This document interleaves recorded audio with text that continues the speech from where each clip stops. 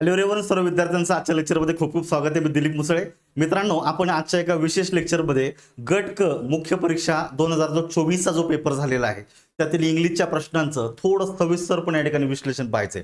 मित्रांनो, जे विद्यार्थी आता गट ब गट क ची एक्झाम देत आहेत त्यांच्यासाठी एक खूप छान बातमी आहे की जनरली 2021 च्या नंतर आयोगाने ज्या प्रश्नपत्रिका या ठिकाणी विचारलेल्या आहेत किंवा आपल्याला प्रश्न विचारलेले आहेत ते तुलनेने खूप सोपे आहेत. त्यामुळे या ठिकाणी विद्यार्थ्यांचा जो स्कोर आहे तो इंग्लिश सारख्या विषयामध्ये सुद्धा 50 पैकी 40+ या ठिकाणी चाललेला आहे. आणि ही एक चांगली बाजू आहे की आपल्याला या ठिकाणी स्कोर वाढवता येतो, चांगला स्कोर करता येतो. खूप डिफिकल्टी नाहीये, परंतु या ठिकाणी सुद्धा पेपरचा ट्रेंड हा व्यवस्थितपणे पाहायचा आहे. आयोग नक्की प्रश्न विचारतं कसं, प्रश्नांची उत्तरं द्यायची कशी आणि प्रिव्हियस इयर क्वेश्चन पेपरच्या आधारे लेटेस्ट पेपरची उत्तर कशी द्यायची हे सगळं आपण या ठिकाणी आपण पाहणार आहे. सगळ्यांनी लेक्चर शेवटपर्यंत बघा, खूप छान इन्फॉर्मेशन देतोय. तर या ठिकाणी मित्रांनो, गट क चा हा पेपर आहे. जरा थोडंसं मी फॉन्ट चेंज करतो. Yes sir. हा गट क चा पेपर आहे आणि एक्झाम जी आहे ही 2024 ची आहे. 21 सप्टेंबरला ही एक्झाम झालेली आहे आणि आपण स्टेट ए प्रमाणे या ठिकाणी पेपर घेतोय. तर हा पेपर इझिली आपल्याला MPSCच्या पोर्टलवर डाउनलोड करता येईल, जेणेकरून लेक्चर ऐकताना तुम्ही समोर ठेवू शकता. मी सुद्धा PDF तुम्हाला दिलेले आहे, तुम्ही झेरॉक्स करू शकता. चला या ठिकाणी बघायचं, 1 ते 50 पर्यंत जे प्रश्न आहेत हे तुमचे मराठीचे आहेत. तर 51 ते 100 प्रश्न हे इंग्रजीचे आलेले आहेत. तर नक्की काय विचारलेले ते नीट पाहून घ्या, तुमच्या लक्षात येईल. बघायचं, which suffix to the word develop will make the sentence meaningful. Prefix suffix वर आहे. तर एक लक्षात ठेवायचं मित्रांनो, व्होकॅब्युलरीची सुरुवात ही प्रेफिक्स सफिक्स न झाली पाहिजे, कारण त्याच्यामध्ये आपल्याला रूट वर्डचा स्टडी करायला भेटतो. तर एखाद्या रूट वर्डच्या आधी प्रेफिक्स कोणता जोडला जातो, नंतर सफिक्स कोडला जोडला जातो आणि त्यापासून शब्दांचे मिनिंग कसे बदलतात, त्याचबरोबर शब्दांचा वर्ड क्लास कसा बदलतो हे जनरली याच्यामध्ये पाहायला भेटतं. तर कोणताही पेपर जर घेतला ना तर किमान एखादा तरी प्रश्न तुम्हाला ह्या टॉपिकवर सापडतो. त्यामुळे तयारी करूनच ठेवायची, हे लक्षात ठेवा. तर तुम्हाला मूळ वर्ड दिलेला आहे डेव्हलप. तर डेव्हलप ह्या शब्दाला काय जोडलं पाहिजे तेव्हा वाक्य मिनिंगफुल होईल असं विचारलेलं आहे. निश्चितच आहे, हा जो डेव्हलप शब्द आहे याच्यानंतर आपल्याला जे जोडायचं आहे ते निश्चित काय आलं पाहिजे, सफिक्स आलं पाहिजे. आणि इथं तुम्हाला तसं दिलेलं पण आहे, सफिक्स वापरायचे. त्यामुळे आता जास्त लोड घ्यायची या ठिकाणी गरज नाही. मग आता बघायचं, अप्रोच लक्षात ठेवा, हे आहे आर्टिकल. जनरली आर्टिकलनी जोडलेला जो शब्द असतो हा नाऊन असतो, हा एक भाग आहे. दुसरी गोष्ट, असं होत नाही की प्रत्येक वेळेला आर्टिकलच्या नंतरचा शब्द नाऊनच असतो. पण जनरली काय होतं, नामाच्या आधी जर ऍडजेक्टिव्ह आलं तर आर्टिकल ऍडजेक्टिव्हच्या आधी येतं. पण इथे ऍडजेक्टिव्ह नाहीये, कारण इथे बघा, of the new technology he generally एक फ्रेज आहे. ते develop dot dot of the new technology हा झाला सब्जेक्ट. त्यामुळे याच्यातला हेड वर्ड हा असला पाहिजे का जो नाऊन आहे, काय असला पाहिजे, नाऊन. म्हणजे जनरली डेव्हलप ह्या शब्दाला काय जोडलं पाहिजे तेव्हा त्याचं नामामध्ये रूपांतर होतं आणि नामाच्याच आधी आर्टिकल वापरलं जातं. सर्वांना माहिती आहे. हा मग बघायचं आता, ER developer of the new technology असं म्हणू शकेल. डेव्हलपर हा शब्द सुद्धा चालेल, पण पुढचा अर्थ बिघडतो. The developer of the new technology has seen significant improvement.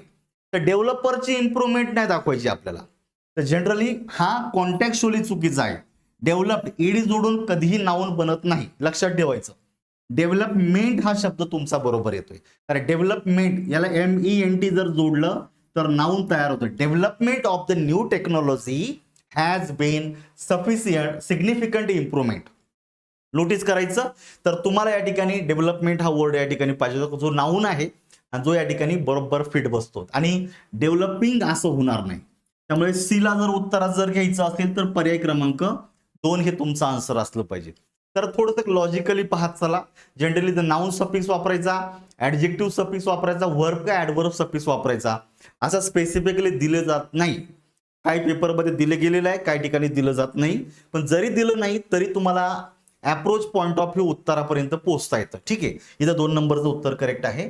पुढे बघा, which of the following words are opposite. Opposite म्हणजे काय मित्रांनो, antonym. Opposite in meaning to the word to reluctant. Reluctant हा शब्द आहे आणि बाय द वे हा शब्द नवीन नाही मित्रांनो. हा जुना पेपर जर तुम्ही जर चेक केले तर हा ऑलरेडी येऊन गेलेला आहे. त्यामुळे निश्चितच हा प्रश्न नवीन नाही, हे लक्षात ठेवायचं. रेल्युक्टंट ज्याला आपण म्हणतो नाखुश, तुम्हाला या ठिकाणी मी बॉक्समध्ये मी मुद्दाम टाकून दिलेले. रेल्युक्टंटचा अर्थ काय होतो मित्रांनो? Feeling or showing hesitation, unwillingness, disinclination to do something. एखादी कृती करण्यासाठी नाखुश असणे, नापसंती दर्शवणे किंवा एखाद्या कृती करत असताना हलगजरीपणा करणे. ठीक आहे, चालढकल करणे. हलगजरीपणा नाही, चालढकल करणे. ठीक आहे, तर याला आपण रेल्युक्टंट म्हणतो. मग याच्या अपोजिट विचारलेलं आहे, तर या ठिकाणी बघायचं ॲव्हर्स. ॲव्हर्स म्हणजे विरोधी, तर याचा काही संबंध नाहीये. हेजिटंट हा तर याला सिनॉनिम होणार आहे, तर या ठिकाणी हेजिटंट हा सिनॉनिम होतो. नाखुश असणे, एखादी कृती करण्यासाठी तुम्ही चालढकल करता, त्यामुळे निश्चित बी सुद्धा उत्तरामध्ये येणार नाही, ए सुद्धा येणार नाही. इन्थुझियास्टिक म्हणजे उत्साही, एखादं कार्य करण्यासाठी तुम्ही पूर्णपणे उत्साही आहात, तर निश्चितच रेल्युक्टंटला म्हणजे नाखुशला इन्थुझियास्टिक हा अपोजिट होऊ शकतो. त्यामुळे तुम्हाला सी ला उत्तरामध्ये घ्यायचं आहे. त्याचबरोबर तुम्हाला दिलेलं आहे किन याचा अर्थच इन्थुझियास्टिक होतो, त्यामुळे जनरली डी ला सुद्धा तुम्ही उत्तरामध्ये घेऊ शकता. त्यामुळे आता इथे तुम्हाला सी आणि डी ला जर उत्तरात जर घ्यायचं असेल तर पर्याय क्रमांक 3 हे उत्तर आलं पाहिजे. ए नको आहे त्यामुळे हा पर्याय गेला, बी पण नको आहे त्यामुळे हा पण पर्याय गेला. इथं सी आहे, आलं लक्षात. त्यामुळं हे दोन पर्याय अप्रोच पॉइंट ऑफ व्ह्यू जातात, उरलेले दोघांना उत्तरामध्ये घ्यायचं. इथला सुद्धा ए चालत नाही म्हणून हाही पर्याय जातो. त्यामुळे बघा ए आणि बी नाहीच आहे, त्यामुळे ए आणि बी नसणारे 3 पर्याय जरी गेले तरी उत्तर येते. त्यामुळे इतकं सोपं आहे. मग आता तुम्ही नोटीस करायचं, याला रेल्युक्टंट ह्या शब्दाला सिनॉनिम कोणकोणते मित्रांनो? हेजिटंट म्हणजेच काय? तुम्ही एखादी कृती करण्यासाठी न धजणे, तर तुम्ही नाखुश आहात, बरोबर आहे की नाही. अनविलिंग, रेजिस्टंट, तुम्ही एखादी कृती करण्याला प्रतिकार करता, म्हणजे you are not ready, you are not feeling good to do something.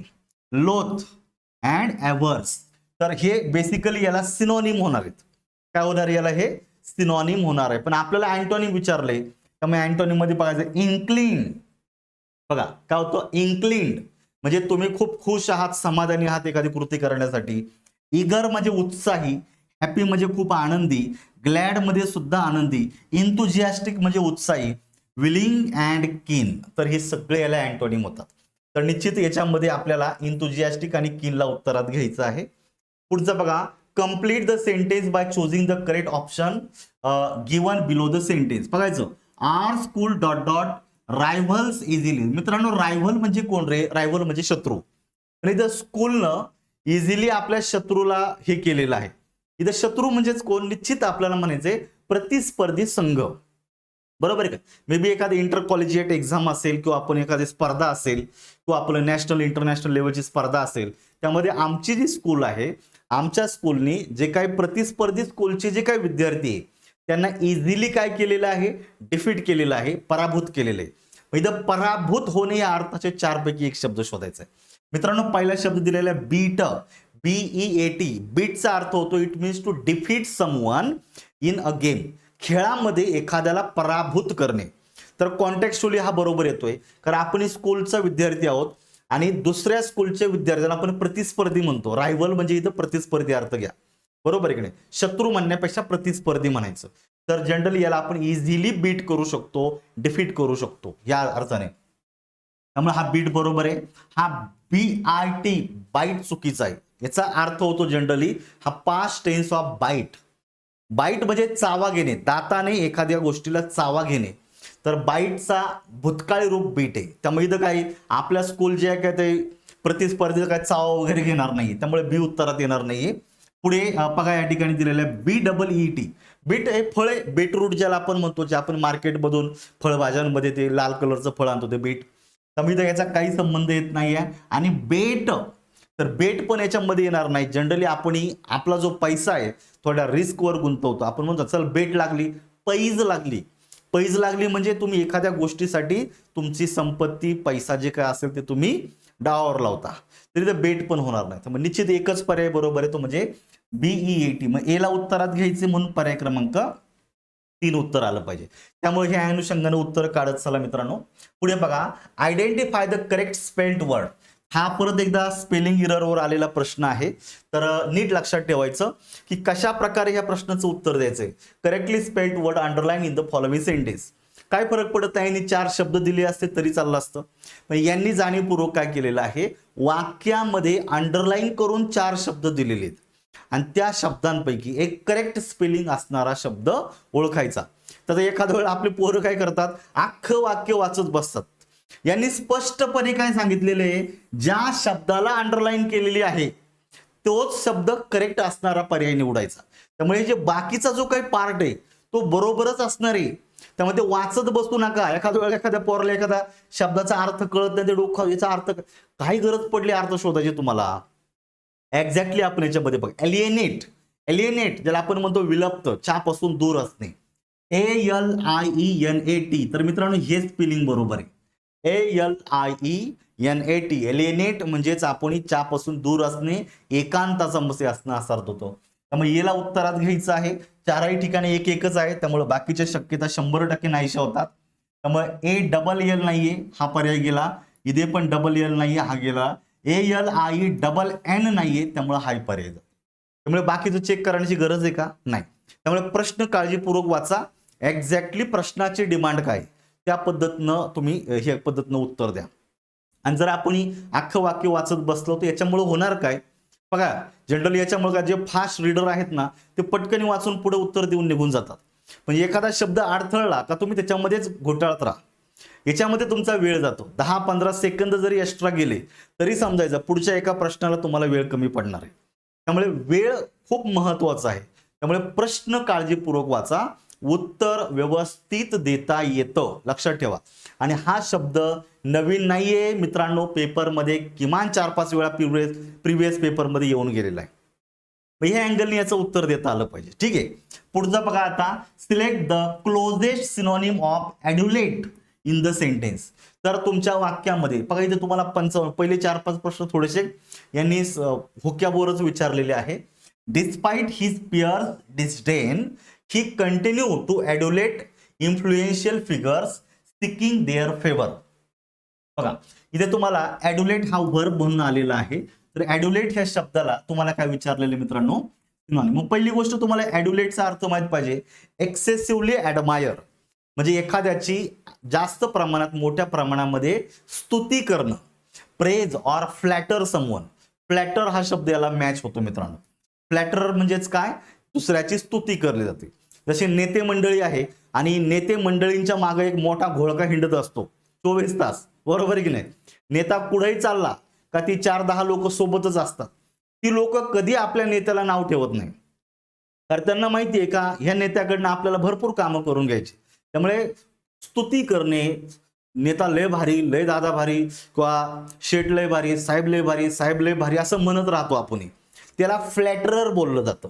आपण इतरांची काय करतो, स्तुती करतो, परंतु आपण आपला स्वार्थ हेतू त्यातून साधत असतो. त्यामुळे निश्चित आपल्याला फ्लॅटरर हे उत्तरात आलं पाहिजे, कारण सिनोनिम विचारलेलं आहे.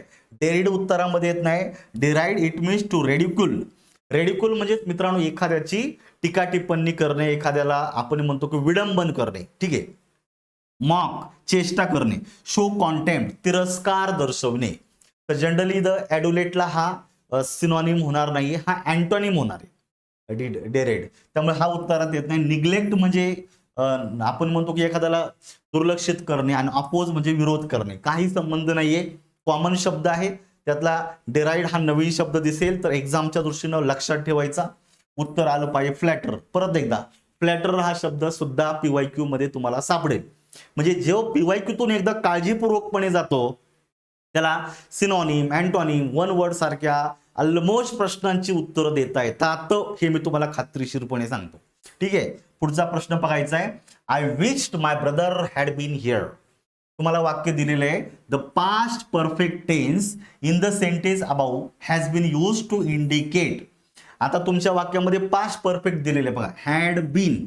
तर याच्यामधून तुम्हाला काय इंडिकेट केलं जातं, तर जनरली बघा unreal situation, hypothetical situation and action which had already occurred in the past. Generally मित्रांनो आय विश्ड इथे तुम्ही स्वतःची इच्छा व्यक्त करताय, की जनरली काय आपलं इमॅजिनरी कंडिशन असते कंडिशनल सिच्युएशन मध्ये. तर जनरली यालाच आपण म्हणतो हायपोथेटिकल सिच्युएशन. काही अंश याला अनरियल सुद्धा बोललं जातं. अनरियल का जे खरं नाही, जे वास्तविक नाही, ते कल्पनेवर आधारित आहे, त्याला पण त्याला मोर ॲक्युरेट शब्द कुठला येतो मित्रांनो? हायपोथेटिकल. त्यामुळं 56 नंबरचा जो काही प्रश्न आहे त्यासाठी परत एकदा बीला उत्तरामध्ये घ्यायचंय, कारण बी उत्तरात येते and action which has already awkward. इथं तुम्हाला ते विचारलेलंच नाहीये. याच्यातून काय इंडिकेट करते ते विचारले, हायपोथेटिकल सिच्युएशन होते. पुढचं बघा, I seldom go to the movies. कितीतरी वेळा रिपीट झालेला शब्द आहे, कितीतरी वेळा लक्षात ठेवायचं. सेल्डमला अंडरलाईन केलेली आहे. He always comes late to class. I never sit in the last row.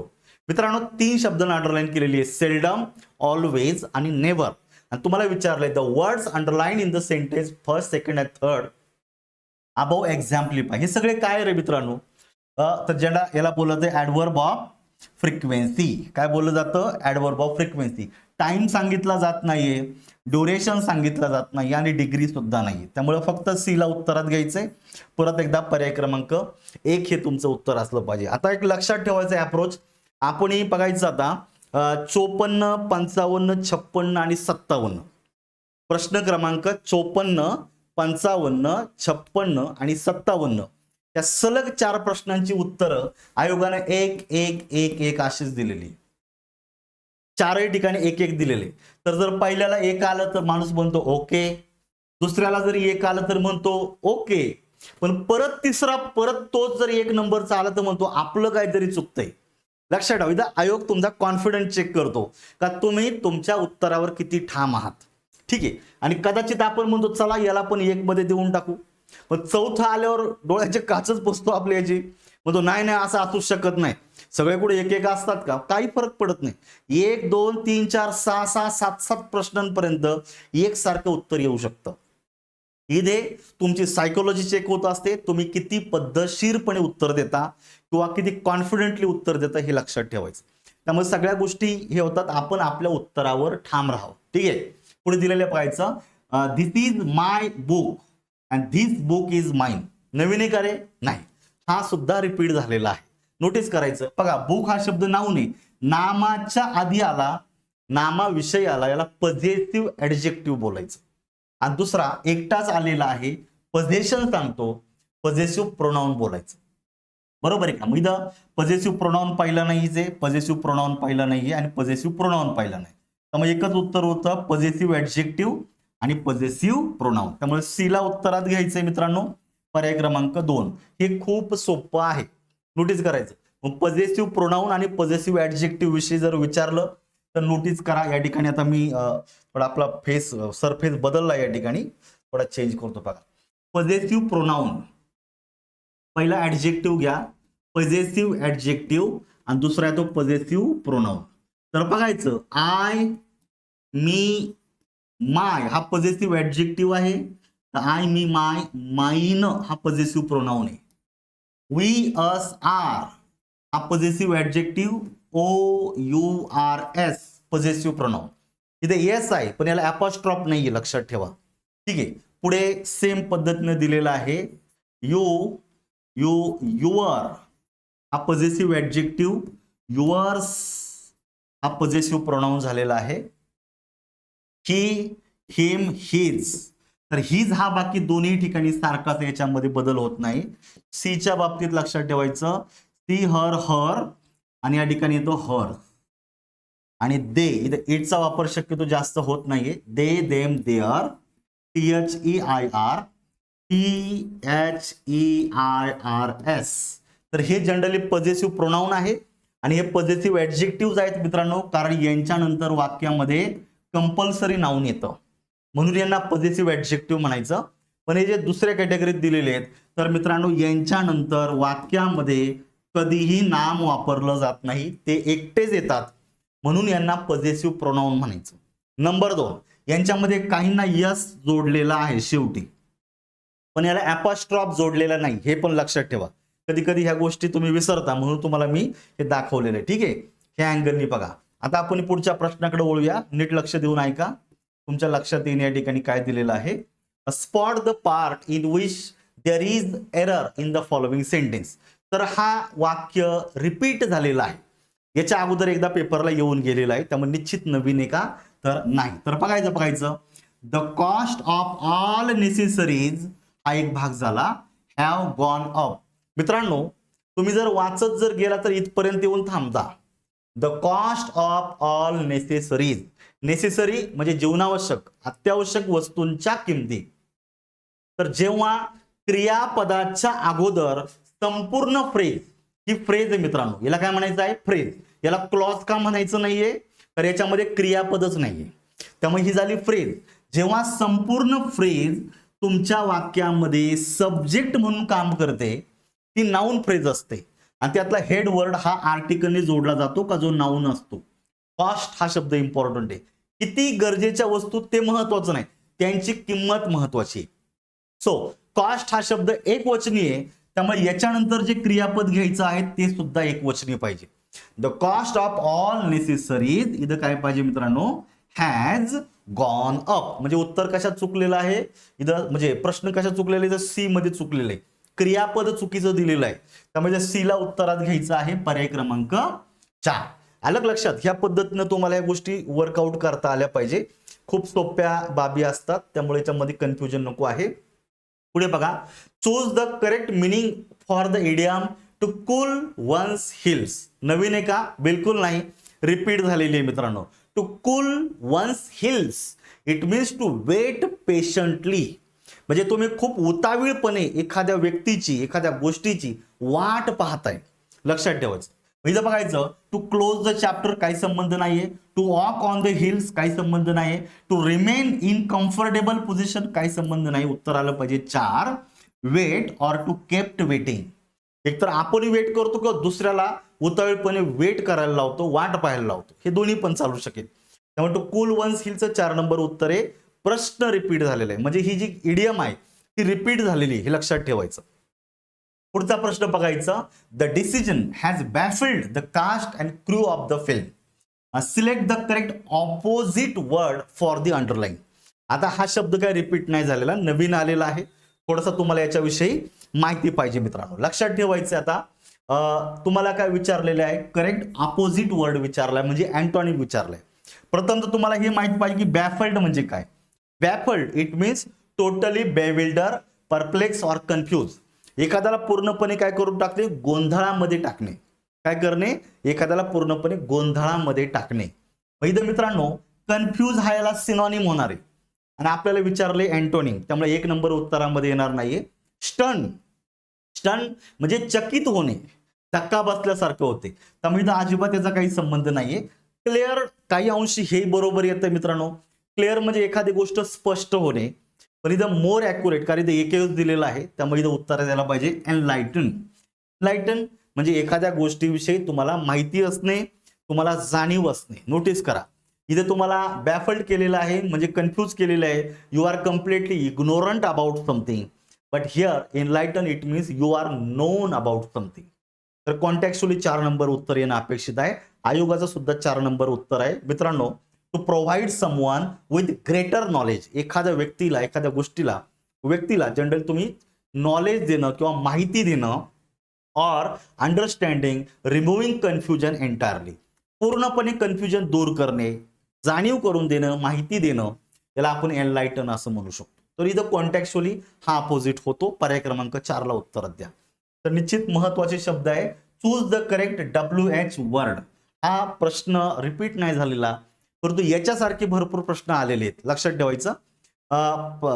टॉपिकच आहे आपला टाइप ऑफ क्वेश्चन, तर याच्यामध्ये आपण WH question, yes no type question आणि शॉर्ट रिस्पॉन्स क्वेश्चन पाहत असतो.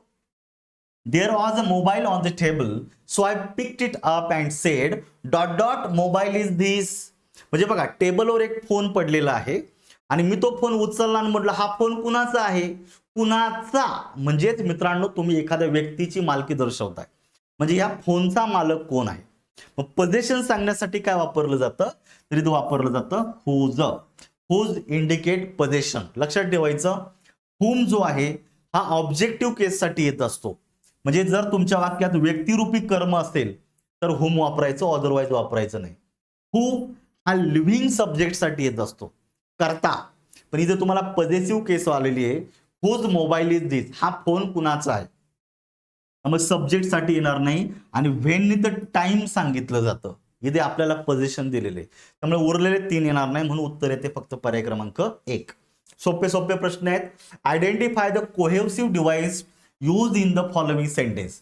आता जेव्हा एक्झाम झाली होती त्यावेळेस मी त्याच दिवशी यूट्यूबला आपला हा एक लेक्चर अपलोड केला होता, विश्लेषण संभाव्य प्रश्नपत्र उत्तर तुम्हाला दिली होती, आणि त्याही वेळेस सांगितलं होतं, ज्यावेळेस नंतर फर्स्ट की आली त्याही वेळेस सांगितलं होतं की हा प्रश्न चुकीचा आहे. नोटीस करा, यांनी काय विचारले, आयडेंटिफाय करा कोहेसिव्ह डिव्हाइस. तर कोहेसिव्ह डिव्हाइस ज्याला आपण म्हणतो लिंकिंग वर्ड, सेंटेन्स लिंकर ज्याला आपण म्हणतो, म्हणजे लिंकर कुठला आहे, कोहेसिव्ह डिव्हाइस कुठला आहे, तो आयडेंटिफाय करा एवढंच विचारलेलं आहे त्यांनी. काय विचारले, आयडेंटिफाय करा. म्हणजे तुम्हाला जे 4 पर्याय दिलेले आहेत ना, त्यांच्यामध्ये कोहेसिव्ह डिव्हाइसेस आले पाहिजे होते. तसं या ठिकाणी कुठला आलेला आहे, हाऊ एव्हर आलेला आहे. म्हणजे इथं जे 4 वाक्य पर्याय आहेत याच्यात कुठल्या तरी एकामध्ये हाऊ एव्हर शब्द पाहिजे होता. याने आयडेंटिफाय करा विचारले आणि इथं त्या कोहेसिव्ह डिव्हाइसेसचा मिनिंग दिलेला आहे. त्यामुळे प्रश्न 1 आहे आणि पर्याय 1 आहे. त्यामुळे वाटलं होतं हा प्रश्न कॅन्सल करेन, परंतु आता एमपीएससी आहे, का त्यांनी चेंज नाही केलं ते मला कळलं नाही, परंतु हा प्रश्न 100% आउट ऑफ कॉन्टेक्स्ट आहे, चुकीचा आहे. पण तरी पण आता आपल्याला कोहेसिव्ह डिव्हाइस तुम्ही आयडेंटिफाय केलेले एकच आहे, हाऊ एव्हर, म्हणजे तुम्ही लिंक करण्यासाठी कोहेसिव्ह डिव्हाइसेस वापरत असतात, एका वाक्याला दुसऱ्या वाक्याशी लिंक करण्यासाठी. त्यामध्ये हाऊ एव्हरनं लिंक केलेलं आहे. तरी तो वाक्य वाचा, he has been in office for only a few months. तो अगदी काही महिन्यांपासूनच ऑफिसमध्ये आहे. म्हणजे एखादा व्यक्ती मे बी नव्याने जॉईन झालेला असेल आणि त्या ऑफिसमध्ये त्याचा जास्त कामाचा अनुभव नाहीये, बरोबर आहे की नाही. हाऊ एव्हर असे असून सुद्धा he has how ever achieved more than any of his predecessors. Predecessor म्हणजे च्या अगोदरपासून कामावर असणार आहे. म्हणजे हा जो ही नावाचा व्यक्ती आहे त्याच्या अगोदरपासून कामावर असणाऱ्या व्यक्तींपेक्षा त्याने खूप काही गोष्टी अचीव केलेल्या आहेत. म्हणजे निश्चित त्याच्यामध्ये काय मित्रांनो, कॉन्ट्रास्ट व्यक्त झालेला आहे. काय व्यक्त झालेला आहे, कॉन्ट्रास्ट. त्यामुळे जर वाचलं तर तुम्हाला काही अंशी ए सुद्धा बरोबर वाटेल, लक्षात ठेवायचं. पण इथं दुसरा लक्षात ठेवायचं, मोर ॲक्युरेट याला उत्तर द्यायला पाहिजे तुम्हाला कन्सेशन. तर थोडासा काही अंशी ए आणि काही अंशी बी, त्यामुळे ए आणि बी असा पर्याय नाहीये, त्यामुळे त्यांना एकालाच मार्क करायचंय. त्यामुळे इथं मोर ॲक्युरेट तुम्हाला बी ला उत्तरात घ्यायचं आहे, पर्याय क्रमांक 2. तर एडिशन होत नाहीये, ट्रान्झिशन होत नाहीये, कन्सेशनला उत्तरात घ्या. पुढचा बघा आता, identify the indirect narration of the following sentence. आता आपण आलो ग्रामरकडे. तिथं ग्रामरवर प्रश्न विचारलाय, where do you want to go now, he said to me. तर नोटीस करायचं मित्रांनो, where do you want to go now, तुला आता कुठे जायचं आहे तो मला विचारतोय. मित्रांनो बघा, हे आहे WH टाईप क्वेश्चन. जेव्हा डबल इन्व्हर्टेड कॉमातील वाक्य WH टाईप क्वेश्चनचं असतं, अशा वाक्याचा इनडायरेक्ट स्पीच करताना आपल्याला सेड टू ऐवजी सर्रास आस्क्ड हा शब्द वापरला तरीही चालतो. कधी कधी अर्थाप्रमाणे question, wanted to know, enquired सारखे शब्द चालतात, पण मोस्ट कॉमनली तुम्हाला आस्क चालतो, लक्षात ठेवायचं. त्यामुळे he asked me, he asked I होणार नाही, त्यामुळे हे चुकलेलं आहे. जे मी दिले तसंच ठेवायचं, ही आस्क्ड मी. इथपर्यंत क्लिअर आहे. दुसरी गोष्ट, वाक्याची सुरुवात ज्या WH वर्डनं झालेली आहे तोच WH वर्ड कनेक्टिव्ह म्हणून घ्यायचा. या ठिकाणी व्हेअर आलेला आहे तसाच घ्यायचा. आता बघायचं उरलेलं वाक्य आहे, do you want to go now. तर डू निघून जातो, कारण आपल्याला प्रश्नार्थक वाक्याचं विधानार्थी वाक्यात रूपांतर करायचंय. सेकंड पर्सनचं रूपांतर थर्ड पर्सन मध्ये करा. वेअर, आता इथे तुम्हाला ज्या अर्थी मी विचारलेलं आहे त्यामुळे ह्या यूचं रूपांतर आय मध्ये करायचं. नोटीस करा, जेव्हा तुमच्या वाक्यामध्ये डबल इन्व्हर्टेड कॉमाच्या बाहेर मला असा शब्द विचारतो मी, तर आणि आतमध्ये जर यू असेल तर याचं रूपांतर तुम्हाला आय मध्ये करायचं. He ask me wear I, साध्या वर्तमान काळाचं रूपांतर साध्या भूतकाळात करा. वॉन्टेड टू गो नाऊ, नाऊचं रूपांतर होतं देन, ऍडव्हर्ब ऑफ टाइम. त्यामुळे निश्चित बी उत्तरामध्ये आलं पाहिजे. परंतु जर तुम्ही पाहिलं तर सगळीकडे किमान 2 दिलेले आहेत, त्यामुळे अजून एखादं उत्तर असलं पाहिजे, नाही तर प्रश्न चुकणार आहे. पुढे बघा, he asked whether I wanted to go then, असं होणार नाही. वेदर केव्हा वापरला जातो कनेक्टिव्ह म्हणून, जेव्हा डबल इनव्हर्टेड कॉमातलं वाक्य येस नो टाईप क्वेश्चन असेल तेव्हा. पण जर WH टाईप क्वेश्चन आहे तर WH वर्ड तो पाहिजे, वेदर नाही चालणार, त्यामुळे सी येणार नाही. मग बघा मित्रांनो, ए आणि सी काढून टाका बरं. ए गेला, इथला सी गेला, ऑल मधला सुद्धा ए आणि सी गेला, म्हणजे इथंच उत्तर क्लिअर झालं. बोथ बी अँड डी, म्हणजे मित्रांनो डी बरोबरच यायला पाहिजे. बघा, ही झाला सब्जेक्ट.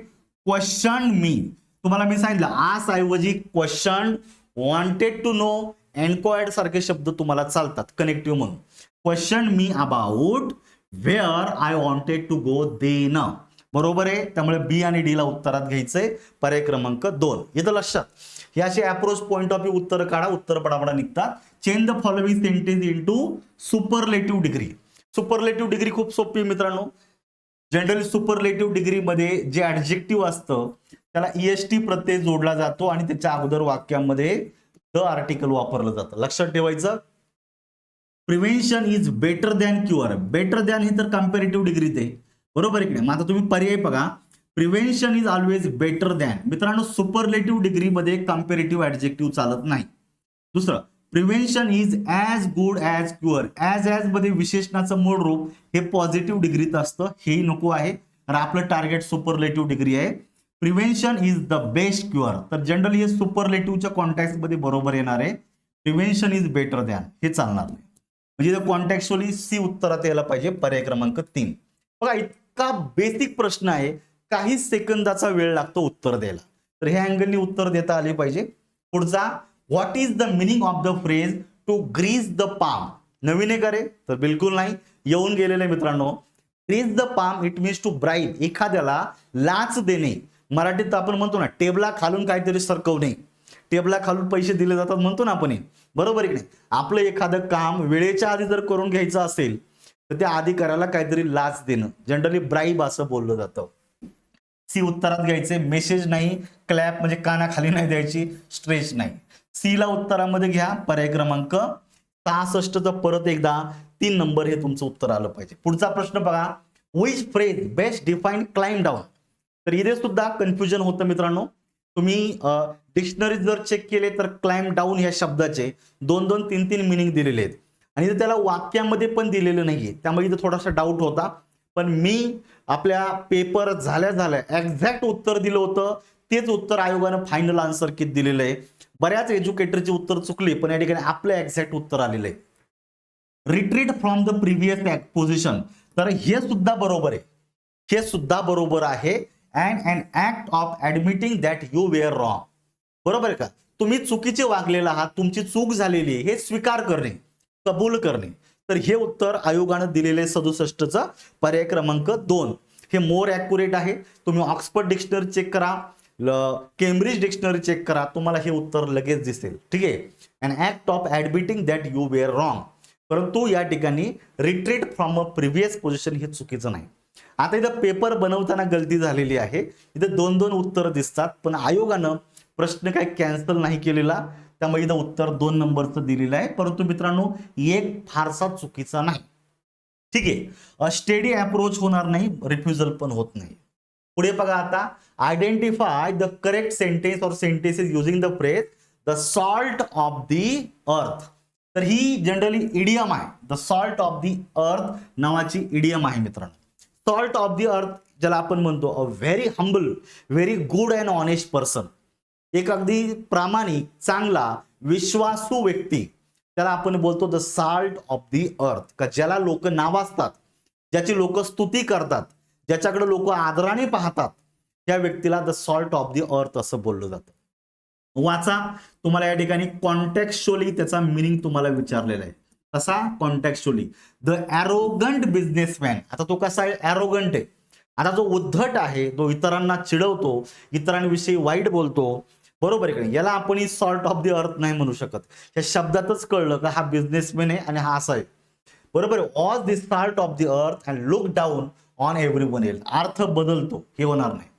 द जंटल टीचर, अगदी सभ्य, नम्र टीचर, शिक्षक, who took extra time to help struggling student, all these salt of the earth. म्हणजे एक टीचर आहे, खूप नम्र आहे, सभ्य आहे. आपल्या वर्गातील मुलं का ज्यांना एखादी गोष्ट कळत नाहीये, विषय अवघड आहे, तर त्यांना समजून सांगण्यासाठी जास्त वेळ खर्च करतो, असा व्यक्ती निश्चित सॉल्ट ऑफ द अर्थ असला पाहिजे. कॉन्टेक्स्चुअली उत्तर बी यायला पाहिजे. पुढे बघा, the fire fighter who risk his life to save others was this salt of the earth. हे सुद्धा बरोबर आहे. फायर फायटर ज्याला आपण म्हणतो ना, अग्निशमक दलाचे जे जवान असतात ते आग लावायला येत नाही, आग विझवायला येतात. म्हणजे मित्रांनो, एखाद्या ठिकाणी खूप प्रचंड नुकसान होणार आहे तर हे लोक वेळेवर येतात, मालमत्तेचं आपलं संरक्षण करतात, म्हणजे ऍटलिस्ट कमी प्रमाणात डॅमेज होईल. आणि त्याही पलीकडे मित्रांनो, जर कोणी लोक जर अडकलेली असेल त्यांचा जीव वाचवतात. स्वतःचा जीव धोक्यात घालून जर तुम्ही दुसऱ्यांसाठी कार्य करत असाल तर तुम्ही निश्चितच सॉल्ट ऑफ द अर्थ होऊ शकता. त्यामुळे सी ला उत्तरात घ्यायचंय, the corn artist of the salt of the अर्थ and everyone trusted him with their मनी. काही संबंध नाहीये. त्यामुळं बी आणि सी ला उत्तरात घ्यायचं आहे. बी आणि सी जो आहे हा पर्याय क्रमांक 3 मध्ये दिलेला. त्यामुळे 68 नंबरचा प्रश्न याचं उत्तर जे दिलेलं आहे हे 3 तुमचं करेक्ट आहे मित्रांनो. पुढचं बघा, which of the following sentences indicate the subjective mood. Subjective mood विचारलेले तुम्हाला. आता मूडचे 3 प्रकार आहेत, सब्जेक्टिव्ह मूड, इंडिकेटिव्ह मूड आणि इम्पेरेटिव्ह मूड. तर जनरली इंडिकेटिव्ह मूड म्हणजेच काय, विधानार्थी वाक्य, आयदर पॉझिटिव्ह और निगेटिव्ह, आयदर ऍक्टिव्ह और पॅसिव्ह. दुसरी गोष्ट interrogative sentence, either WH type question और येस नो टाईप क्वेश्चन, हे सगळे इंडिकेटिव्ह मूड मध्ये येतात. त्याचबरोबर कंडिशनल क्लॉज टाईप 1 सुद्धा रिअल कंडिशन तो आपल्याला इंडिकेटिव्ह मूड मध्ये येतात. इम्पेरेटिव्ह मूड म्हणजेच काय, सगळे आज्ञार्थक वाक्य, याच्यामध्ये कमांड, रिक्वेस्ट, प्रेयर असेल, ऍडवाइस असेल, डिरेक्शन असेल, सगळ्या गोष्टी इन्स्ट्रक्शन सहित सगळे येतात. आणि उरलेले आपल्याला सब्जेक्टिव्ह मूड मध्ये जायचंय, जिथे तुम्ही पर्सनल ओपिनियन व्यक्त करता. बघायचं, is he really making things difficult. हे तुम्हाला प्रश्नार्थकची रचना दिलेली आहे मित्रांनो. प्रश्नार्थक वाक्य आहे, इथे इंट्रोगेटिव्ह मार्क पाहिजे होता, आयोगानं नाही दिलेला. इथं पूर्णविराम तसा येत नाही, ठीक आहे. पण जरा वेळ लक्षात ठेवा, वाक्याची सुरुवात जर येस नो टाईप क्वेश्चनने झाली, नंतर करता आणि नंतर तुमचं उरलेलं वाक्य असेल तर निश्चितच हे वाक्य इंट्रोगेटिव्ह येतं. याला सब्जेक्टिव्ह, याला इंडिकेटिव्ह मूड मध्ये घ्यायचं, त्यामुळे हे उत्तरात येणार नाही. मग आता लक्षात ठेवा, हे असणारे पर्याय पहिले रिमूव्ह करा, तुमचं लगेच काम आसान होतं. आपण आलो 50-50 वर. आता पाहिजे बी आणि सी आणि द सी आणि डी दोन्हीमध्ये कॉमन काय मित्रांनो, सी आहे. म्हणजे सी हा बरोबरच यायला पाहिजे, कारण इथं चॉईस राहत नाही. बघायचं आता, इट इज नेसेसरी, सी तसाही बरोबर आहे. It is necessary for every member to inform himself of these rules. तर हे आपलं वैयक्तिक मत आहे, त्यामुळे याला उत्तरात घेऊ शकता. Run to the shop. मित्रांनो, क्रियापदानं सुरू झालेलं वाक्य आज्ञार्थक आहे, ते इम्पेरेटिव्ह मूड मध्ये येतं, त्यामुळे डी सुद्धा येणार नाही. मग इथला जर डी रिमूव्ह झाला तर तिसरा पर्याय जातोय, म्हणजे बी बरोबरच यायला पाहिजे. पर्याय क्रमांक 2 नंबर उत्तर करेक्ट आहे. Come what may we will go ahead. बरोबर का, जे काय होईल ते होईल, आम्ही पुढे जात राहू. आपलं पर्सनल ओपिनियन व्यक्त झालेलं आहे. निश्चितच तुम्ही बीलाही उत्तरात घेऊ शकता. 69 नंबरचा प्रश्न आहे, 2 नंबरचा करेक्ट आन्सर आहे. पुढे बघा, what kind of pronoun each is in the following sentence. निश्चितच रिपीट झालेला प्रश्न आहे मित्रांनो, म्हणजे पर ऍज इट इज रिपीट होत नाहीये, परंतु त्या टाईपवर भरपूर वेळा प्रश्न येऊन गेलेले आहे. Each should love his own country. तर इच हा जेव्हा सब्जेक्ट म्हणून एकटाच येतो मित्रांनो, तो प्रोनाऊनचं कार्य करणार आहे. मग आता याला रेसिप्रोकल प्रोनाऊन नाही म्हणायचं. रेसिप्रोकल प्रोनाऊन म्हणजे इच अदर आणि वन अनदर, हे दोनच असतात, हे होत नाहीये. रिलेटिव्ह प्रोनाऊन पण होणार नाहीये. रिलेटिव्ह प्रोनाऊन 5 आहेत, हो, होम, हो, दॅट आणि विच, त्यामुळे हे सुद्धा याच्यामध्ये येत नाहीये. डिस्ट्रीब्युटिव्ह प्रोनाऊन हा याच्यामध्ये उत्तरात आला पाहिजे, आणि इनडेफिनिट प्रोनाऊन उत्तरात येत नाही. त्यामुळे सी ला उत्तरात घ्यायचं आहे. परत एकदा पर्याय क्रमांक 2 हे तुमचा एक्झॅक्ट आन्सर आहे. The correct passive voice of the sentence, people have seen Wolves in the street. मित्रांनो, तुमच्या वाक्याचा करता आहे पीपल हॅव सीन, हे झालं तुमच्या वाक्यातलं क्रिया. बघा, काळावरूनच तुम्हाला उत्तर आलं पाहिजे, इतकं सोपं आहे. जर तुमच्या ऍक्टिव्ह व्हॉइस मध्ये हॅव प्लस V3 असेल तर याचा पॅसिव्ह व्हॉइस करताना तुम्हाला हॅव किंवा हॅज घेऊन पुढे BEEN घ्यायचा आहे, आणि नंतर क्रियापद तिसऱ्या रूपात घ्यायचे. म्हणजे दोघांच्या मध्ये काय यायला पाहिजे, बी यायला पाहिजे. तर पूर्ण वर्तमान काळात ऑज वेअर वापरत नाहीये, त्यामुळे पर्याय क्रमांक 1 गेलेला आहे. इथे वेअर आला, हा चौथा गेला. आता उरले 2 पर्याय. वुल्स लुटीत करा, तुमच्या वाक्यातला जो काही कर्म आहे तो पॅसिव्ह वॉइस मध्ये सब्जेक्ट बनतो. त्यामुळे ओल्स अनेक वचनी झालं, त्यामुळे एक वचनी क्रियापद येत नाही, म्हणून दुसरा पर्याय जातो. 3 नंबरचं करेक्ट आन्सर. इतकं सोपं आहे. Owls have been seen in the street by people. इतकं इझी आहे मित्रांनो. काही सेकंद लागतात उत्तर द्यायला, तर या अँगलनी उत्तर देता आली पाहिजे, कन्फ्युजन नाही करायचं. Identify the compound sentence from the following sentence. Compound sentence विचारलेले बघायचं. कंपाऊंड म्हणजेच काय मित्रांनो, तुमच्या वाक्यामध्ये 2 काय पाहिजे, मेन क्लॉज पाहिजे. काय पाहिजे तुमच्या वाक्यामध्ये, मेन क्लॉज पाहिजे. मग बघायचं, द चाइल्ड इज स्लीपिंग. ज्या वाक्यात एकच कर्ता आणि एकच फायनाइट वर्ब असतं, हे सिंपल सेंटेन्स आहे, याला कंपाऊंड नाही म्हणू शकत. दुसरं बघा, he was tired so he went to bed early. तर या ठिकाणी मित्रांनो कंपाऊंड बनवण्यासाठी 2 मेन क्लॉजेस कोऑर्डिनेटिंग कंजंक्शन जोडायचे. या ठिकाणी सो हे कोऑर्डिनेटिंग कंजंक्शन बरोबर आहे. पर्याय क्रमांक 2 उत्तर करेक्ट आहे. मित्रांनो दो आणि अल्दो हे सबऑर्डिनेटिंग कंजंक्शन आहे. याने ऍडवर्ब क्लॉज ऑफ कॉन्ट्रास्ट जोडला जातो, म्हणजे हे वाक्य कॉम्प्लेक्स सेंटेन्स मध्ये जातं. दो आणि अल्दोचं हे येणार नाही. द पोएट्री कलेक्शन हा झाला तुमच्या वाक्याचा सब्जेक्ट. आज हे झालं वर्ब. इंटरेस्टिंग झाला कॉम्प्लिमेंट.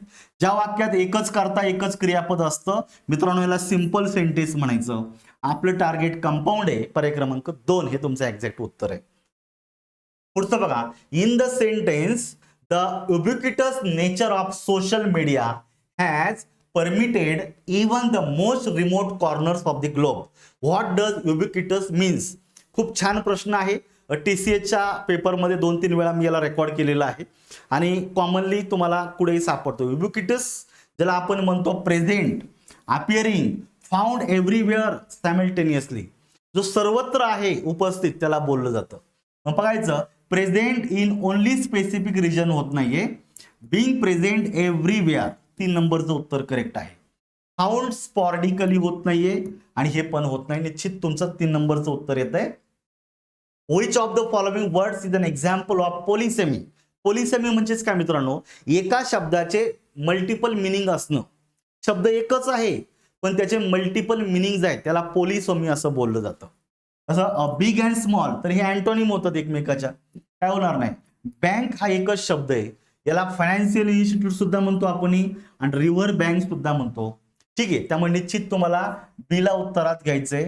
डॉग अँड कॅट हे अॅनिमल्स आहेत, त्यामुळे निश्चित हे पॉलिसेमी मध्ये येत नाही. हॅपी अँड सॅड हे अँटोनिम होता, त्यामुळे फक्त बीला उत्तरात घ्या पर्याय क्रमांक 1 मध्ये. त्यामुळे पॉलिसेमीची कन्सेप्ट लक्षात ठेवा, शब्द एकच आहे, त्याचे मल्टिपल मिनिंग असतात. ठीक आहे, इतकं सोपं आहे. पुढे बघा, which is the noun forming suffix for the word disinfect. Disinfect हा शब्द आहे, याला काय करायचं, याचा नाउन फॉर्मिंग सफिक्स जोडायचा. म्हणजे तुम्हाला काय बनवायचं, याचं नाउन बनवायचं. मित्रांनो डिसइन्फेक्ट हा जो शब्द आहे हा क्रियापद आहे, याचं नाउन होतं डिसइन्फेक्टंट. त्याला ANT जोडलं तरच त्याचं नाउन होतं. त्यामुळे डबल ई नको आहे, नेस नको आहे, मेंट नको आहे. डीला उत्तरात घ्यायचं आहे. डी आहे परत पर्याय क्रमांक 2. आयोगाने पर्याय क्रमांक 2 वर यावेळेस भरपूर भर दिलेला आहे, तर लक्षात ठेवा. पुढे बघा, the patient has turn the corner. नवीन एक आहे तर नाही, ऑलरेडी येऊन गेलेले मित्रांनो. The patient has turn the corner. Identify the correct meaning of the underline idiom. पाहायचं, चेंज फॉर वर्स होत नाहीये, पास अ क्रिटिकल पॉइंट. पर्याय क्रमांक 3. Turn a corner it means pass the critical point, pass the crisis. जी काही वाईट परिस्थिती, बिकट अवस्था आहे, त्यातून आता तुम्ही सुधारलेला आहात, बाहेर पडलेला आहात, संकटातून बाहेर पडलेला आहे. त्यामुळे निश्चितच आहे 76 नंबरसाठी 3 नंबरचं उत्तर करेक्ट आहे. टर्न टू डिस्ट्रक्शन वगैरे हे बाकीचे येणार नाहीत, सोपे. पुढे बघा, choose the correct alternative where words are spelled correctly. Correct spelling तुम्हाला या ठिकाणी विचारले मित्रांनो. नोटीस करायचं, कमिटमेंट COMMITMENT, कमिटमेंट हे स्पेलिंग बरोबर आहे. इंटरप्रेन्युअर ENTRE, इथं TER ऐवजी TRE बरोबर आहे. PRENEUR ही स्पेलिंग बरोबर आहे. गॅरंटी GUARANTEE पाहिजे, हेही बरोबर आहे. आणि सुपरवायझर SUPRVISOR. मित्रांनो या ठिकाणी चारही शब्द बरोबर आहे, त्यामुळे याच्यात काही चुकण्यासारखं नाहीये. 1 नंबरचं उत्तर बरोबर आहे. COMMIT होत नाहीये, त्यामुळे हे 2 पर्याय तर इथं चुकले. COMMITMENT हा बरोबर आहे. एंटरप्रेन्युअर ENTREPRENEUR हे बरोबर आहे. गॅरंटी GUARANTEE SUPERVISAR नाही, SOR पाहिजे होता. शेवटचा चुकला म्हणून हा चौथा गेला. 1 नंबरला उत्तरात घ्या. Identify the linguistic concept for the following example. आता हा एवढाच प्रश्न आहे, कदाचित तुम्हाला डिफिकल्ट गेला असेल, कारण इथं तुम्हाला एक ऑड टर्म विचारलेली, परंतु मी तुम्हाला सोप्या पद्धतीने सांगतो. बघा, लीडचा मिनिंग होतो मेटल आणि लीडचाच मिनिंग होतो डॉग्स लीड. म्हणजे एका शब्दाला मल्टिपल मिनिंग आहे. स्पेलिंग सारखं आहे, प्रोनाउन्सिएशन मे बी वेगळं असू शकतं, पण जर स्पेलिंग सारखं असेल आणि डिफरंट मिनिंग जर निघत असतील तर याला काय बोललं जातं, तर बेसिकली याला बोललं जातं होमोग्राफ्स. याला काय बोललं जातं, होमोग्राफ्स बोललं जातं. होमोनिम पण काय अंशी बरोबर आहे, कारण शब्द एकच आहे, स्पेलिंग सारखं आहे आणि प्रोनाउन्सिएशन सुद्धा सारखं येतं, परंतु मिनिंग वेगळा राहतो. याला होमोनिम बोललं जातं. हे येणार नाही आता. मग इथं सिनोनिम नको आहे, पॉलिसेमी पण नको आहे. पॉलिसेमी मगाशीच आपण पाहिला होता. इथं तुम्हाला लिंग्विस्टिक कॉन्सेप्ट विचारलेली आहे, लिंग्विस्टिक टर्म तुम्हाला विचारली, तर इथं तुम्हाला विचारायला पाहिजे होमोग्राफ. होमोग्राफचा मिनिंग दिलेला आहे, a word that is spelled in the same as other word but has a different meaning and may have a different pronunciation. तर या ठिकाणी उत्तर डी आलं पाहिजे. डी दिलेलं आहे पर्याय क्रमांक 2 मध्ये. पुढचा प्रश्न बघा, choose the correct meaning of the phrase to thrive in the given example. Thrive हा शब्द विचारलेला बघायचा आता. The plants growing in the desert can thrive without water. Desert म्हणजे मित्रांनो वाळवंट. वाळवंटामध्ये जे झाडं वाढतात, ग्रो होतात, ते पाण्याशिवाय सुद्धा टिकाव धरून राहू शकतात, टिकून राहू शकतात. त्याला आपण हे पेरिश म्हणतो, जळून खाक होणे असं होणार नाही. सर्वाईव्ह उत्तरात आलं पाहिजे, जिवंत राहणे, सक्यूम आणि डाय येणार नाही. त्यामुळे फक्त बी ला उत्तरात घ्यायचंय. परत एकदा पर्याय क्रमांक 2 उत्तर आहे. Choose the wrongly spelled word. Wrongly spelled word विचारले पाहिजे. व्हिसिशन, व्हिसियस, VICIOUS, व्हिसियस स्पेलिंग बरोबर आहे. कॉन्शियन्स, CONSCIENC हे स्पेलिंग बरोबर आहे.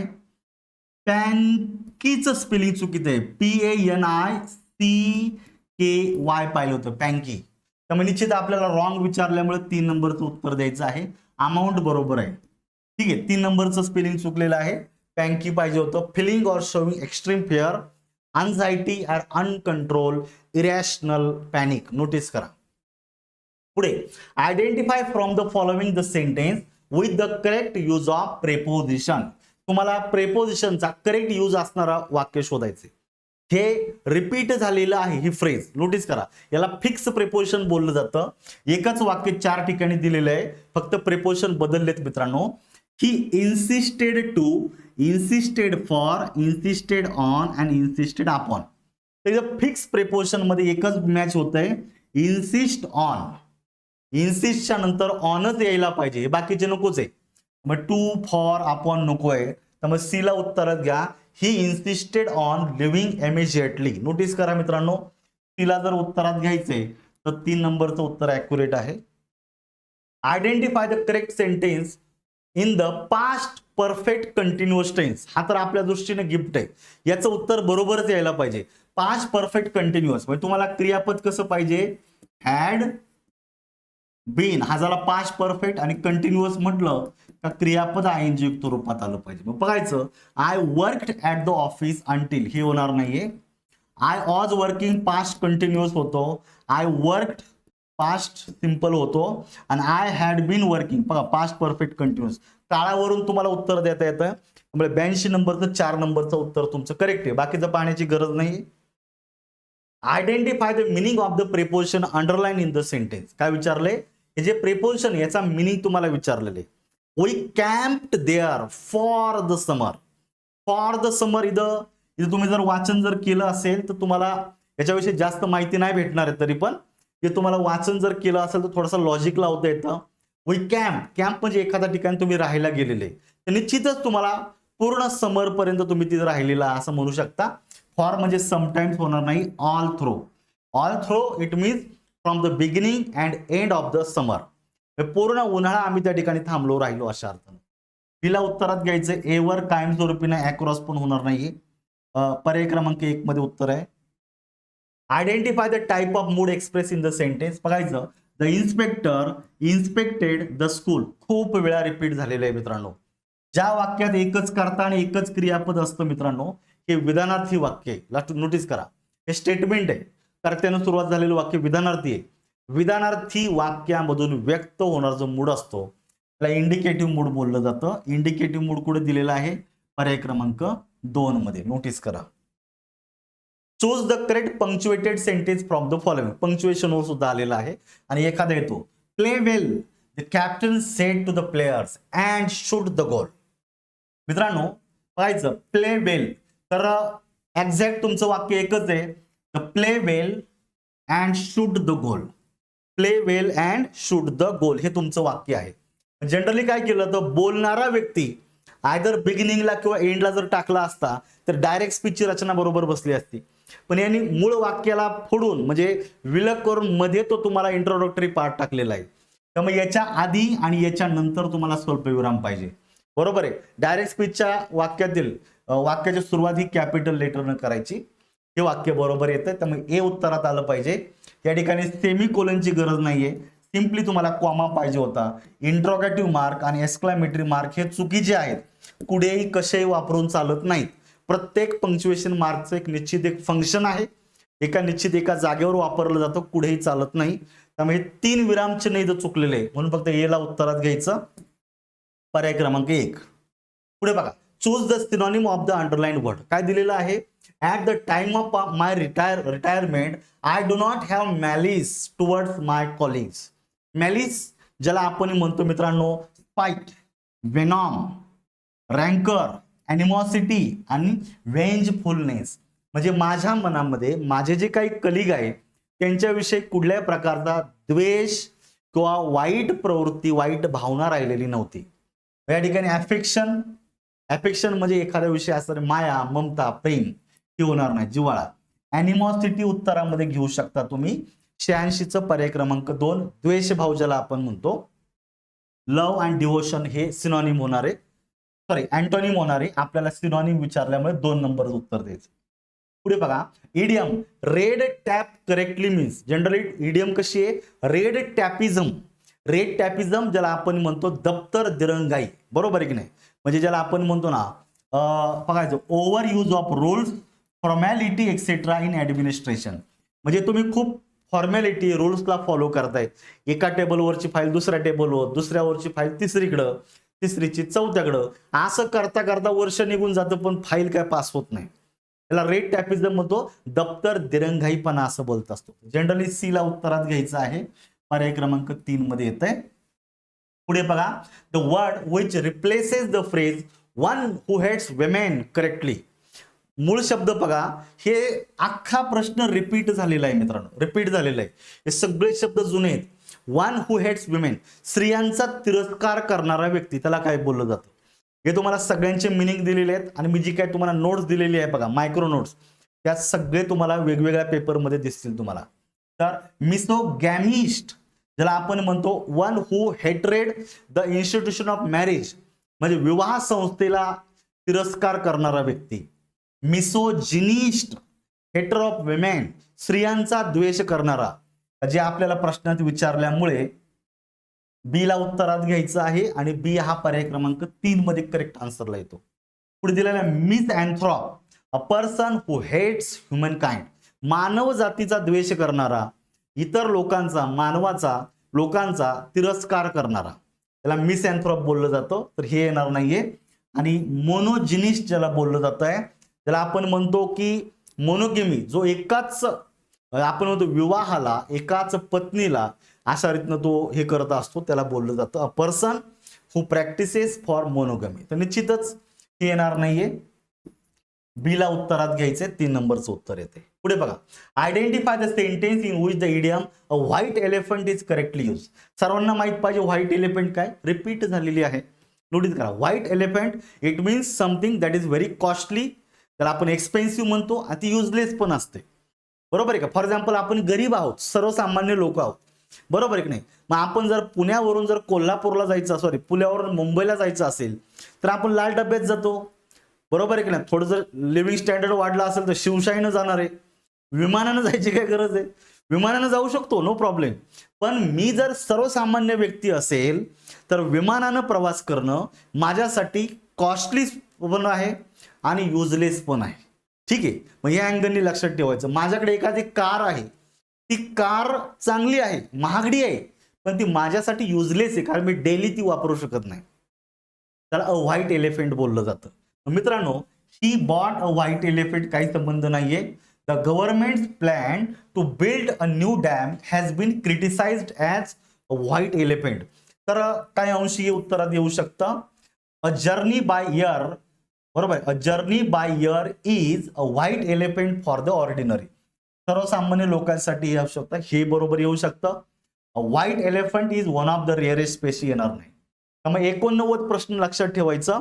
89 साठी तुम्हाला बी आणि सी ला उत्तरात घ्यायचं आहे.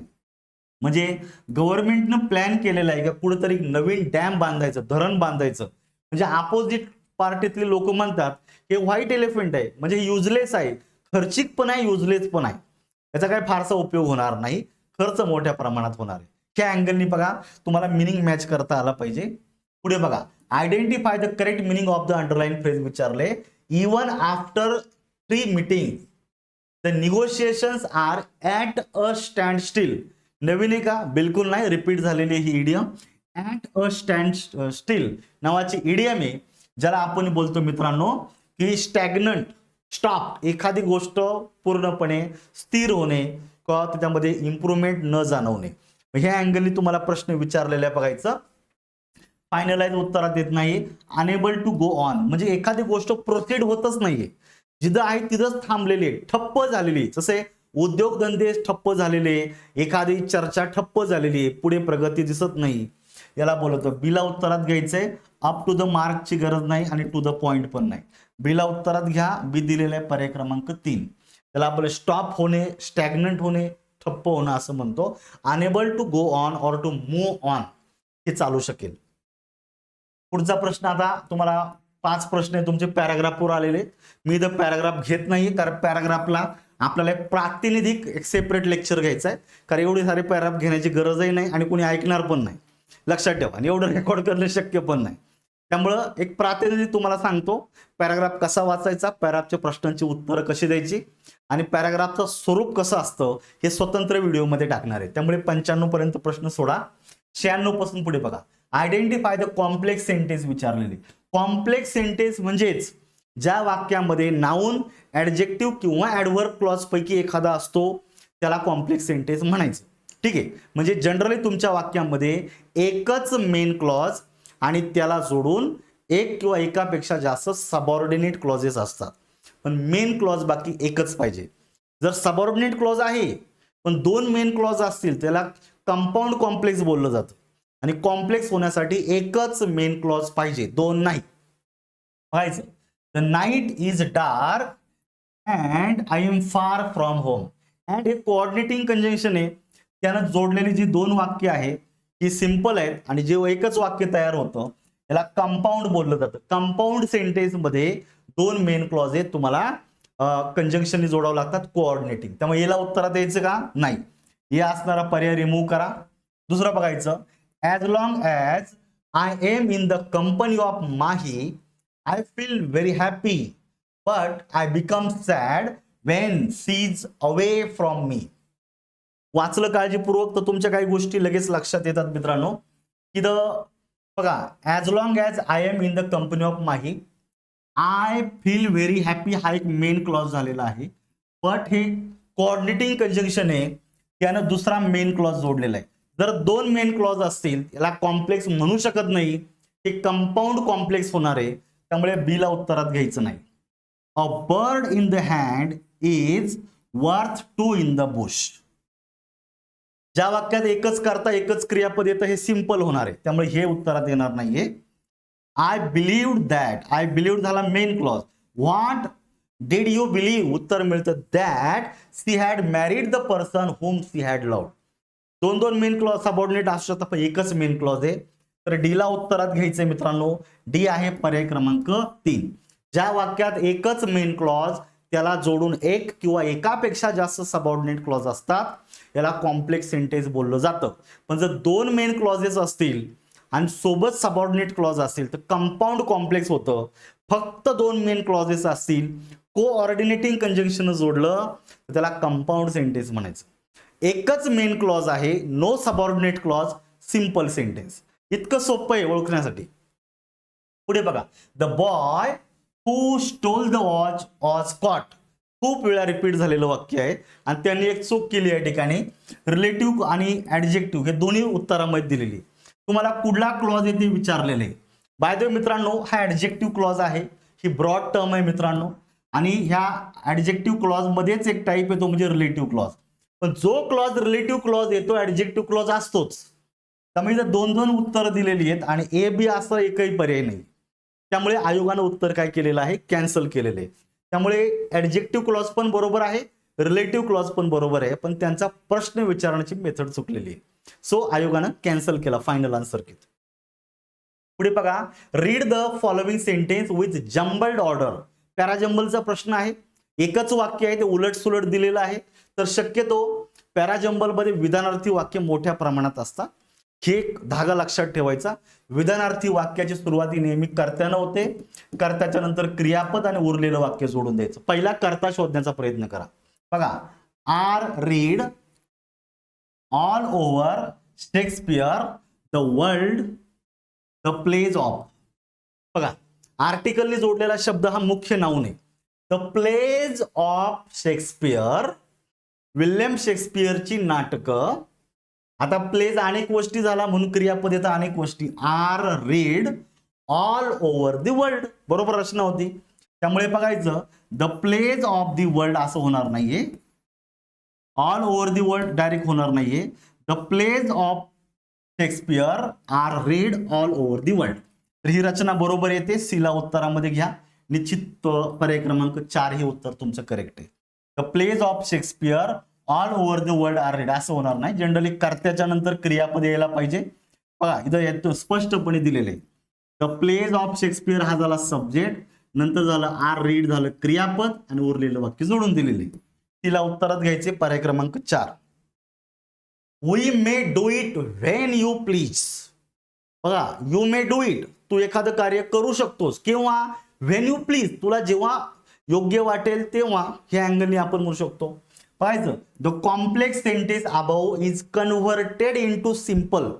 आता हे वाक्य कॉम्प्लेक्स आहे, त्याच्यामध्ये हा सबऑर्डिनेट क्लॉज आहे. मग तुमचं टार्गेट काय, तुमचं सिंपल सेंटेन्स करायचं आहे. By replacing the underline clause, underline केलेल्या क्लॉजला रिप्लेस करायचे कशाने, by a phrase in the sentence above. आता आपल्याला या ठिकाणी फ्रेज मध्ये रूपांतर करायचे. मग फ्रेज आणि क्लॉज मध्ये काय डिफरन्स मित्रांनो, जेव्हा तुमच्या वाक्यात मुख्य क्रियापद असतं ना त्याला तुम्ही क्लॉज असं म्हणायचं. A group of word with finite verb is called phrase, sorry clause. इथं प्लीज हा शब्द क्रियापद आहे, त्यामुळे याला क्लॉज म्हणायचं. ज्याच्यामध्ये क्रियापद नाही त्याला फ्रेज म्हणायचं. नोटीस करा, पाहायचं, you may do it at your pleasure, ही रचना बरोबर आहे. बरोबर आहे का, तुझ्या सोयीप्रमाणे, तुझ्या आनंदाप्रमाणे. प्लीज या क्रियापदाचं रूपांतर प्लेजर मध्ये केलेलं आहे, बरोबर आहे. त्यामुळे याला उत्तरात घ्यायचंय, you may do it as per your pleasure. As per उत्तरात येणार नाही. As per it means in accordance to, ज्याने आपल्याला एखाद्या क्रियेचा मॅनर सांगितलं जातं. तर हे परत एकदा कॉम्प्लेक्सच्या कॉन्टेक्स्ट मध्ये होऊ शकतं, त्यामुळे ॲज पर येणार नाहीये, हे चुकीचं आहे. You may do it as you please, as न परत एकदा ॲडवर्ब ऑफ मॅनर व्यक्त होतो, त्यामुळे कॉम्प्लेक्स नाही करायचं, सी पण जातं. You may do it with your pleasure पेक्षा ॲट युअर प्लेजर हा मोर ॲक्युरेट आहे. एला उत्तरात घ्यायचे तुम्हाला पर्याय क्रमांक 2, लक्षात ठेवा. आणि शेवटचा, main would look odd if they had 3 legs. जर लोकांना, पुरुषांना जर 3 पाय असते तर ते ऑड दिसले असते इतरांपेक्षा. तर मित्रांनो, मेन ओल्ड लुक ऑड हा झाला तुमचा वाक्यातला मेन क्लॉज, आणि इफनं जोडलेला जो काही क्लॉज आहे हा झाला सबऑर्डिनेट क्लॉज. सगळ्यांना माहिती आहे इफचा जो काही क्लॉज असतो याला काय बोललं जातं, कंडिशनल सेंटेन्स बोललं जातं. आणि इफच्या क्लॉज मध्ये नोटीस करायचं, इफच्या क्लॉज मध्ये जर साधा वर्तमान काळ असेल, रिअल कंडिशन असते, साधा भूतकाळ असेल, इमॅजिनरी किंवा हायपोथेटिकल कंडिशन असते, आणि जर इफच्या क्लॉज मध्ये पूर्ण भूतकाळ जर असेल तर त्याला बोललं जातं इम्पॉसिबल कंडिशन. काय बोललं जातं, इम्पॉसिबल कंडिशन.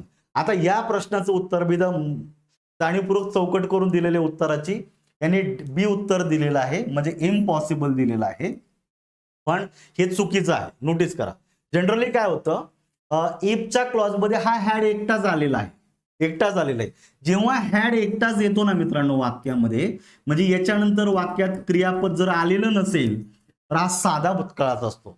आणि इफच्या क्लॉज मध्ये साधा भूतकाळ हे हायपोथेटिकल आहे, इमॅजिन कल्पना केलेली आहे का जर पुरुषांना 3 पाय असते तर ते ऑड दिसले असते. त्यामुळे एकदम मोस्ट ॲक्युरेट काय यायला पाहिजे होतं, हायपोथेटिकल उत्तरात येणं अपेक्षित होतं. पण आता काय करायचं, यांनी नाही उत्तर बदललं. बरं, हा प्रश्न नवीन आहे का, नाही. तर या रूलवर किमान 20-30 प्रश्न येऊन गेलेले सेम. त्यामुळे असं नाही की माहितीच नाहीये, अनुभव नाहीये. अनुभव निश्चित तुम्हाला सांगतो याचं उत्तर एक्झॅक्टली हायपोथेटिकल यायला पाहिजे होतं, पण त्यांनी नाही बदललं, त्यांनी ठेवलेले. बऱ्याच वेळा काय होतं, काही टेक्निकल अडचणी असतात, जास्त प्रश्न जर उत्तर जर चुकवले तर आयोगाचा दर्जा जो असतो याच्यावर प्रश्नचिन्ह उपस्थित होतं. त्यामुळे आयोग कधी कधी भले प्रश्नाचं उत्तर आयोगाचं चुकलेलं आहे पण आयोग उत्तर बदलत नाही, कारण काही टेक्निकल इश्यू तयार होतात. परत आन्सर की रिवाइज करा, ह्या सगळ्या गोष्टी पॉसिबल होत नाही. त्यामुळे जाणीवपूर्वक एखादं उत्तर जरी चुकलेलं असेल तरी आयोग नाही बदलत. त्यातला हा प्रश्न असावा. तर अशा प्रकारचा हा पेपर आहे. पेपर सोपा आहे, सोपा आहे म्हणजे खूपच सोपा आहे, फारसं याच्यामध्ये टेन्शन घेण्यासारखं नाहीये.